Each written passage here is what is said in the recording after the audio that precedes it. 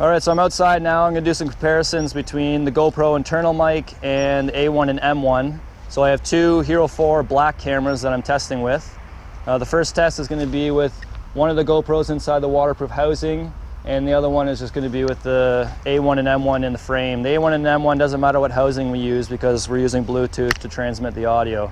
So we'll always keep the A1 and M1 in the frame.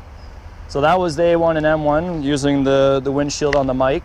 We'll switch over now to the GoPro internal mic. And you can probably notice that now my voice is muffled and it's harder to hear me now because it's inside the waterproof housing. So less noise is getting through to the microphones. So we'll switch back to the A1 and M1. I'm now going to switch so that the GoPro is also inside a frame. So we're going to do the internal mic with the GoPro frame with the A1 and M1. So I'll switch over to that now. Okay, so now we have both cameras inside the GoPro frame. The A1 and M1 is using the windshield on the mic, and right now you're listening to the A1 and M1. I'll switch over to the GoPro internal mic.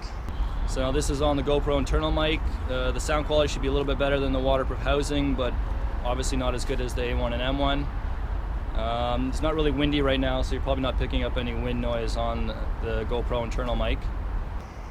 So we'll do some tests now while we're moving. I'll ride my bicycle and we'll do some similar tests just because usually when you're filming on a GoPro you're moving, so we'll do some tests there. Okay, so we're listening to the A1 and M1 right now. We have both cameras in the frame. I have the windshield on the M1, so you shouldn't be hearing that much wind.